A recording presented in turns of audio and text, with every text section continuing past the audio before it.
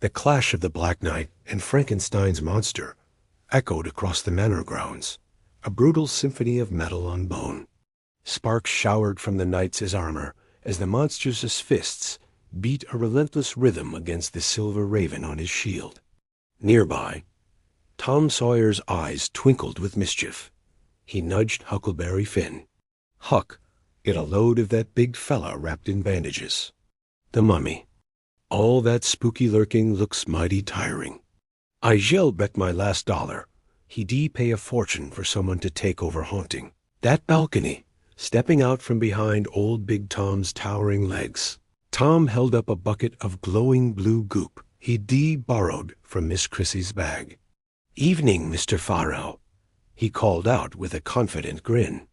"This here is top-of-the-line spectral sealant. It's a real honor to even offer it for a fine establishment like this. Takes a special touch, you know."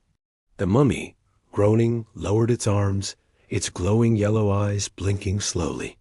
It seemed utterly captivated, reaching a bandaged hand for the paintbrush Tom offered. This completely distracted it from Abbott and Costello, who were currently trying to cram themselves into a suit of armor, not realizing it was already occupied by the Bull Shoals boogeyman. "Hey, watch the headphones, fellas." The ghostly DJ's voice crackled, his translucent blue form flickering as Lou tried to hide inside his chest. Suddenly, a voice boomed from every speaker in Cousin Rosemary's karaoke van, echoing across the island. It was BRO, the van's tactical AI. "Tactical alert. Dracula is attempting a flanking maneuver via the bell tower."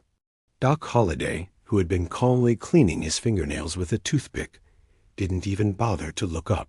In one impossibly fluid motion, he drew his nickel-plated revolver and fired. The shot didn't hit Dracula, but it struck the bell perfectly, sending a deafening, silver-infused chime ringing through the night. Dracula shrieked in agony, his hands flying to his ears as the sound wave hit him like a physical blow. "Watson!"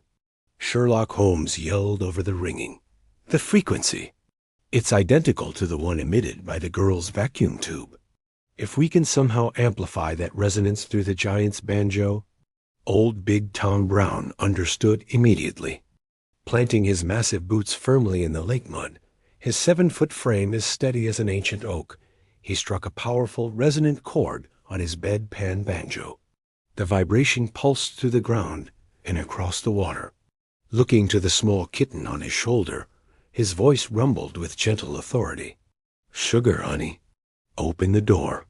Sugar, the tiny Siamese, let out a piercing caterwaul, and her violet eyes blazed with otherworldly light. The very air in front of her seemed to tear open, revealing a swirling portal of pure energy. The Ozark Avengers had just turned the tide of the battle, but what lies on the other side of that portal? And can our heroes push the monstrous horde back through it before the rising manor consumes the entire lake? The final chapter is coming. Make sure you resubscribe so you don't miss the epic conclusion to the tale of the rising manor. Thanks for watching.